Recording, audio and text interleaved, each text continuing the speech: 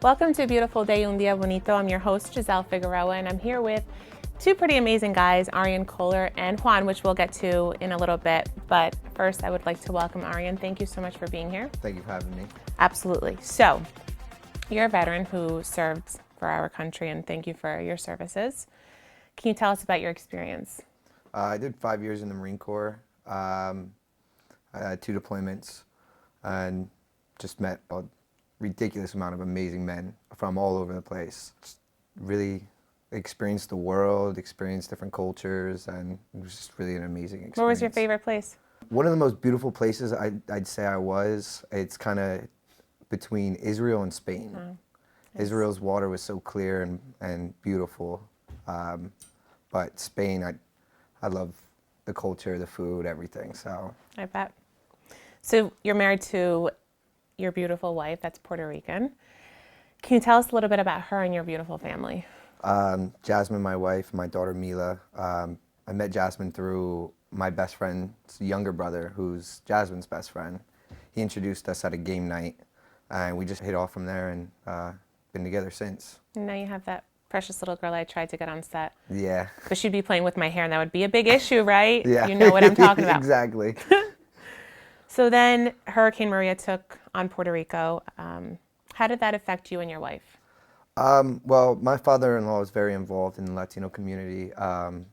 He's the vice president of the Latino Club for the Carpenters Union out in New York City. And they were just going on trips, volunteering out there, and he needed an extra volunteer, so I told him I'd love to go, and went down there.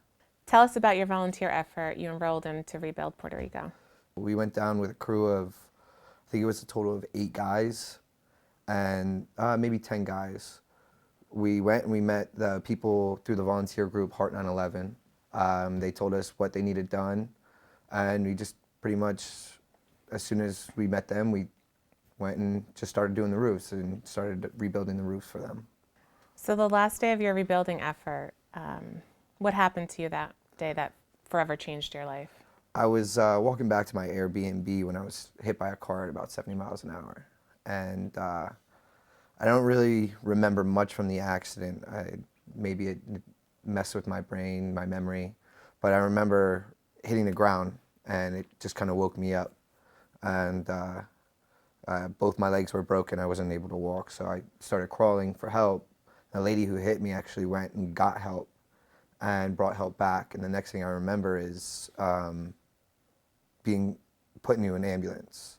And that's the last thing I remember from Puerto Rico. Next thing I know is I'm waking up in, which I thought I was still in Puerto Rico. I woke up in the Thomas Jefferson University hospital in Philadelphia, and I was missing my right leg. So apparently there was complications, and some body scans weren't done, and I had internal bleeding in my right calf where my leg died. And they had to amputate above my knee on my right leg to save my life. I woke up to my beautiful wife next to me, and I turned to her and I said, "Babe, I'm missing my right leg." She goes, "Yeah, I know." I go, "Is everything else intact?" And she goes, "Yeah, you're good. You're all right." So, you know, you're not supposed to make me cry on set. And you're so happy. You're so positive. Yeah, I'm really just thankful to be here, but my younger brother, who's no longer with us, is kind of my role model. He was 10 years old and had rare brain cancer. Almost 8 months that he lived after being diagnosed, he was happy all the time. So I don't know what type of person I would be if I had this role model, someone who was so young, happy all the time. He smiled to the day he died. And he was just such a selfless person that I couldn't think of not even being happy in his memory. I'm thankful for him. You have a little girl too. Yeah, and like I said, I'm so thankful to be alive and be able to watch my daughter grow up and be with my beautiful wife. Yeah. So, thank you for making me cry. Sorry. Gotta get back to my questions. Okay, what have you learned throughout this life-altering experience? I've learned that my story can inspire other people, and I've learned that I can actually turn something that's to other people maybe very negative and turn it into something positive to help other people. And it's been a really a big eye opener for me to see that I can affect people the way I have, and show people that life goes on, and Yeah. as long as you're happy, laughing, life's still good. So you recently were the recipient of a fundraiser by Legacy Barbershop. How did that event positively impact you? It's just really shown me how much I've affected the community. The community has completely come together, and they've taken amazing care of me and my family.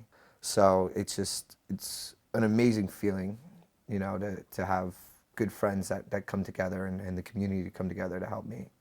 And it's no words can ever explain how appreciative I am of it. It's amazing. We don't know what somebody's going through, and to see you being so happy and positive with what you've gone through, that just gives people that motivation to keep going.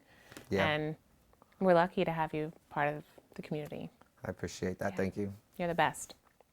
We have Juan Science from Legacy Barbershop here to announce the donations for the fundraiser. Thank you for coming here again.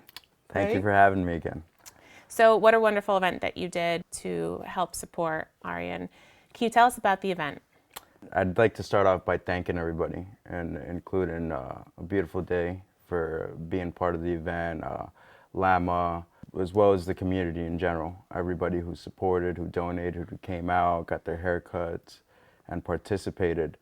None of that would have been possible if it wasn't for the support of the community. So when we originally made the plans for the event, we were looking to raise $6,000 to $8,000 for Arian and his family. Fortunately, we were able to surpass that number. So that within itself is a huge success and huge accomplishment for us. It really felt great to be able to help somebody who is such a huge part of our community and is doing so much within this situation that he was presented in. A lot of people may not think it's positive for somebody, but I know I see it as something positive, and I know Arian sees it as something positive. He's been doing a lot of great things through his situation, one of which is he's back in the gym. You guys see him doing videos, pull-ups in his wheelchair, all sorts of different stuff. And Arian is a very positive person, which is why we chose to help him out, him and his family. That was the main intent of the event that we hosted, was to provide some comfort financially and emotionally for his family. You did. So I want to thank both of you. You, for one, your story is so inspiring. You're just someone to look up to, and thank you for everything. Juan, thank you for your support on Beautiful Day. Thank you for the fundraiser that you did for him and everything that you do for the community. You guys are both absolutely awesome and amazing human beings with a huge soul. We appreciate it. Thank you. Thank you guys for watching Beautiful Day. Stay tuned. Hi, I'm Giselle Figueroa with A Beautiful Day, Un Día Bonito, and I'm here with the beautiful Angelica Richards from Wells Fargo. Thank you for coming again. Thank you for having me again. So I'll tell you, we have guests here all the time, right? And I think they're all my favorites, but I truly, truly love you because we always match and we don't do it intentionally. Yes. And I love it. Great today. We're going to talk about Wells Fargo. What is financial literacy and where does it take place? Financial literacy, Giselle, is education around financing.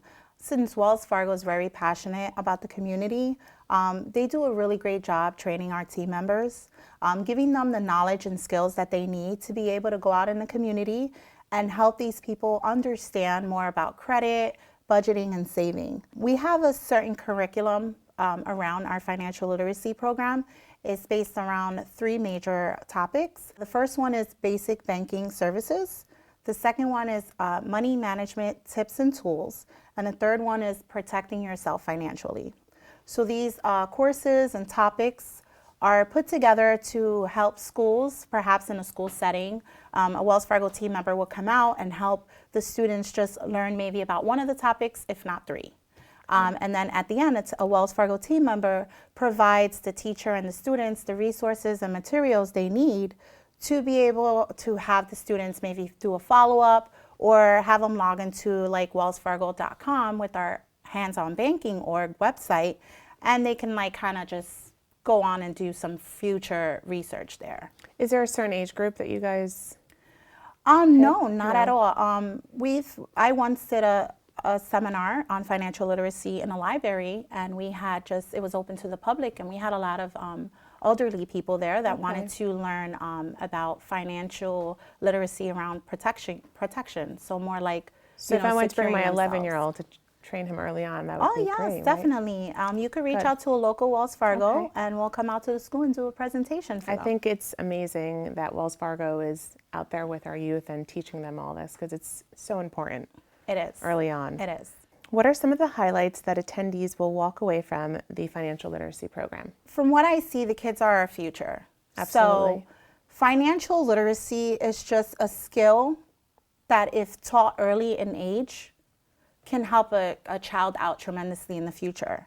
Financial literacy is just a nice curriculum that in fact can help kids and adults. So anyone can benefit from it. So it's nice that, Wells Fargo can come out and help people in the community. Absolutely. And then definitely just see the long-term, successes from it. The fact that Wells Fargo does this is just so incredibly great. And I'm so proud of you guys, truly. Thank you. Thank you. I'm so proud to be a part of a company that does that. Share with us some stories of how this program has impacted people. I remember when I first did my financial literacy program, I was a branch manager in another location. My daughter was in 4th grade. So I went to her school for Careers Day. And I went to this 4th grade classroom, and I brought this piece of paper. It had a large piggy bank, and it was empty. And I went and I passed it around to each one of the students in the class. And I said, students, draw 2 things that you're saving up for. Draw them or just write it down inside the piggy bank. And I thought I was going to get, honestly, like puppies and bikes. Like, I'm saving for a puppy or a bike. No. When I collected those papers and I looked at the piggy bank. What did they draw? Oh, my God. They drew, one person wrote college, a car, and Really? cell phones. I was like, am I really in 4th grade? So I started to panic at this point because I'm like, wow. I don't think I would have never drawn that. I probably would Yeah. have drawn a puppy in a big house. But I just came to the realization at that point that Wells Fargo was very spot on with this financial literacy program, because I thought to myself, these kids know a lot already about money.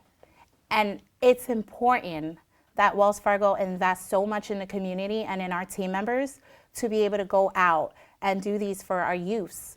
Because if we do it now, then they'll be able to, when they get a job, right? When they get their first job, they'll be able to save, budget their money, and get their first car, get their cell phone that they want, and go to college. I'm telling my son needs this. He has no idea how to save. He gets money and he just wants to go out and buy video games. And I need a Wells Fargo in my life. Yeah, and it's Stats. It's nice. Like my daughter tells me, Mom, I used to leave my money in a mattress. It's in a savings account. I watch it grow. It's fun to see my money grow. How often are these classes, and where can people learn more about financial literacy? The classes happen as often as needed. Anyone can reach out to a local Wells Fargo branch. They can walk in or call or visit our website, www.wellsfargo.com, or visit our handsonbanking.org site. In this website, it'll teach you more about the financial literacy courses that we have. Or when you visit a Wells Fargo location, we can have a team member come out to the person's school. Any financial institution, really. We can go to a library, or we can try to do it right there in our actual branch, you know, after hours if need to. We do off-sites and we do on-sites as well. A lot of our Wells Fargo team members enjoy doing the financial literacy program because they feel like they themselves are making an impact in the community. A lot of us Wells Fargo team members are parents in the community, so they enjoy going into the schools. Which is a huge plus. Yeah, they go into the schools. They're doing it on career day. They're making their child happy and all the other students happy. They can go right to the library. Another thing that we do is the Reading First program, and that one is huge, and I've also been a part of that. The Reading First program is when a Wells Fargo team member goes to a classroom setting and they read a book to the class.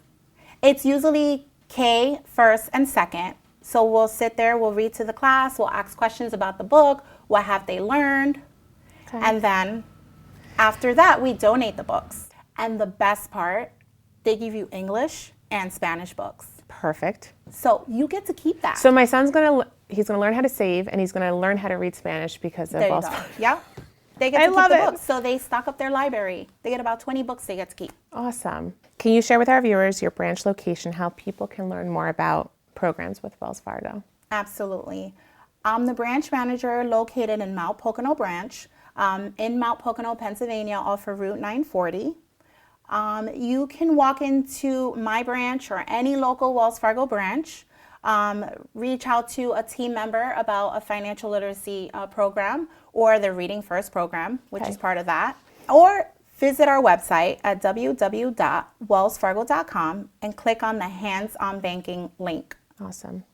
Thank you so much for coming and spending the day with us again. I love when you're here with us, and we love everything that Wells Fargo does for the community, and we love your support. You guys are absolutely amazing and go above and beyond.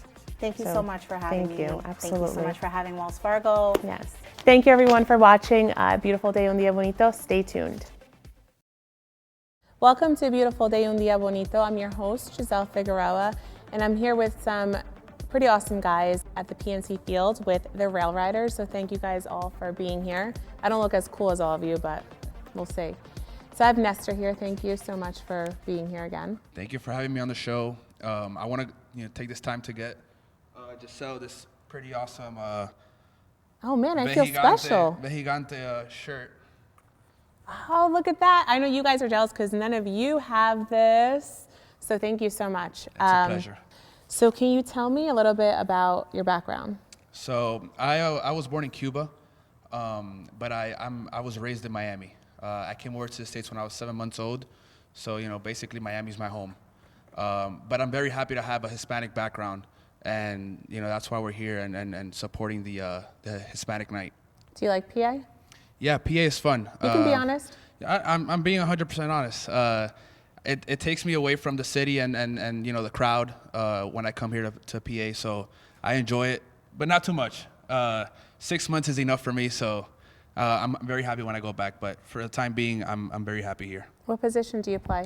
I am a starting pitcher, left-handed starting pitcher. So that's like gibberish to me because I don't follow any sports. So what he said, yeah. It means I throw lefty and I start the game. All right, all right. So I'm here with Giovanni. Gracias, Giovanni, por estar acá. Gracias a ti por la invitación. ¿De dónde sos? Soy de Colombia, ¿Qué parte? de Cartagena. ¿Te gusta estar acá? Bueno, un poquito. Como le dije a él, puedes ser honesto. Bueno, no me gusta mucho el frío, pero bueno, me toca estar aquí, jugar béisbol y bueno, aquí es una bendición estar aquí. ¿Qué te inspiró para que empieces a jugar? Bueno, yo creo que mi familia, quería sacar adelante a mi familia, venir de una familia que le gusta el deporte, le gusta el béisbol y bueno, gracias a Dios y a ellos estoy aquí. ¿Tenés hijitos? Sí, tengo uno de 5 años. ¿Juega? Juega fútbol, juega béisbol, todo lo que le pongan lo juega. ¿Le gusta? Sí.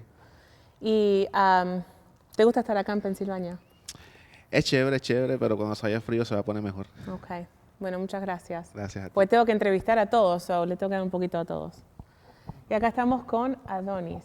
Yeah. ¿Viste? Toqué bien, toqué bien. ¿Hace cuánto que estás jugando? Bueno, estoy jugando desde temprana edad, así que no me acuerdo bien, pero estoy jugando siempre desde chiquito. Pero no sos tan viejo para no acordarte. No, 24 años. Ah, es un bebé. Yeah. ¿Y tenés familia?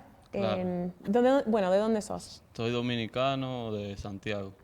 ¿Tenés mucha República- familia allá? Yeah, sí. ¿Tenés hijos? No, No, ok, entonces vos estás viviendo la vida. claro. ¿Qué posición jugás? Soy pitcher derecho. ¿Y qué te inspiró para que juegues? Como dijo mi compañero Giovanni, siempre lo que inspira a uno es la familia y eso es lo que más le hace a uno jugar para echar a la familia adelante y eso. ¿Se te hace difícil jugar con tantos hombres? No. A veces, ¿no? Son todos Porque, amigos. Claro, somos siempre todos compañeros y es un equipo, tenemos que jugar entre equipos cada uno y ayudarnos uno al otro. Ok, muchas gracias. Gracias a ustedes. No, no hay por qué. So, acá estoy con Tairo. Muchas gracias por estar con nosotros. Gracias a ti. ¿De dónde sos? Yo soy venezolano, de Valencia. Ah, pero hablas como los dominicanos porque estás tan cerca de Todos ellos, los ¿no? días nos Sí, vemos. ya sé, ya sé. ¿Hace cuánto que estás jugando en béisbol? A nivel profesional, tengo 7 años y ya jugaba desde los 3 años en las liguitas de allá de nuestro país. Y, ¿Sos fanático?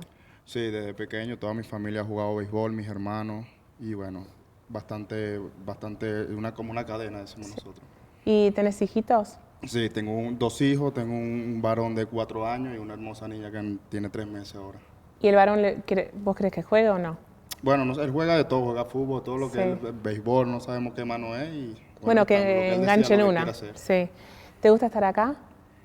Es un poco diferente, ¿no? Sí, un poco diferente de donde vengo y yo creo que, bueno, eso uno lo hace diferente. ¿Qué extrañas la comida, no? Sé sincero, la comida es diferente acá. Sí, La mujer le sí, cocina. pero Bueno. me cocina, me arrocito, me repito todo, no tengo nada que extrañar realmente. Mi familia nada más. Sí, me imagino. ¿Y qué posición jugás? Yo juego shortstop y segunda base. Como lo dije antes, yo no juego béisbol, entonces lo que me estás diciendo es como que me lo digas en chino, porque no entiendo nada de béisbol, nada. Muchas gracias. Gracias a ti. Y ahora me toca Reinel. ¿No? Ah, mira. ¿Hace cuánto que estás jugando? Hace alrededor de 7 años, como estaban diciendo mis compañeros. Gracias a Dios hemos podido venir juntos en cada nivel. Y nosotros 3, Adonis, en entrada, somos el mismo grupo. Cuando terminas de jugar, ¿siempre están en comunicación todos? Sí, ¿Sí? siempre andamos, ¿Se extrañan? siempre hasta nos sentamos juntos y todo, no loco. Me imagino. ¿Y qué posición jugás? Pitcher. Pitcher. Ah, ese lo sé. ¿Tenés niños? No. ¿No? ¿Querés? Así, Claro. así, ¿cómo se dice? They follow in his footsteps, right? If he has kids. A seguir los pasos tuyos. Sí. Sí, tiene. Claro. ¿Te gusta estar acá? Como estaba diciendo mi compañero Chela, con el frío no, pero es algo que uno tiene que acostumbrarse, porque aquí de trabajo. ¿Y cuándo vuelven para los países de ustedes? Sí, ¿cuándo vuelven? Septiembre. Sí. Bueno, los voy a ver en junio, porque vuelvo el 22 de junio. So I come back on June 22nd with these guys to have an awesome time, and August 4th. So I had, behind the scenes, you guys have no idea what went on, but we had a blast with these guys, lots of laughs, and I can't wait to be back here with them. So thank you all for being here. And I actually want Nestor to touch base on the Copa and let us know a little bit about Copa. Yeah, so we're excited to actually have a Hispanic night here in Scranton. You know, it really brings out, you know, what we are and what we do. I think we're, you know, the Hispanic base doesn't get touched on in the minor leagues as much. So I think this is pretty cool for us, a pretty good experience to, you know, bring the Latin families out here and just enjoy a game of baseball. And for us to be able to represent the Railriders and Los Vejigantes that night, or, you know, for the couple of nights that we're going to be uniformed, it's going to be beautiful. So I'm looking forward to it, and I think we all are. So no pressure. So if you guys win, because I'm sure you guys are going to win, do we see you do some salsa, merengue, bachata? I hope so. Right, guys? I think guys are going to improvise. You know, we're going to try and make it And fun you for might everybody. have to teach me, because even though I speak it, I don't know how to dance it. So I got to turn with all of you guys. Yeah, the Dominicans are the ones that. Oh, I know. They move really fast. So I don't know. You got to take it slow. Yeah. But thank you guys. You guys are awesome, and you guys rock. Thank you for watching. Thank you.